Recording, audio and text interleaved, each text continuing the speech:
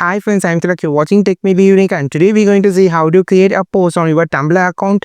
And if you are new to this channel, make sure to click on subscribe button below. We just quickly move on to the video. How can we create a post on Tumblr, or how to create a post on Tumblr? This is a basic question.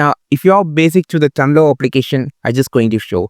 So first of all, click on the pencil option show, and you have a lot of other more option on the down. You can find the camera, so you can just pick image, or you can just use GIF file. You can find any GIF file by searching on the find GIF on the top, or just go with some text like my first post, right?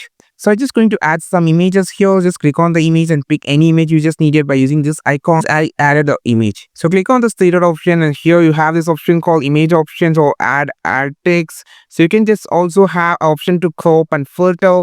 So after creating this, you can just add more points if you just needed by typing something. I have an option to change the font and also the indent, bullet list, number list, like that.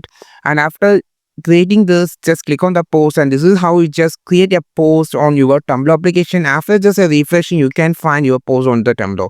I think this video helped you a lot. Like this video, share this video, subscribe this channel. We will meet our next video with the super valuable content. This is Tilak signing off from Tech Made Be Unique.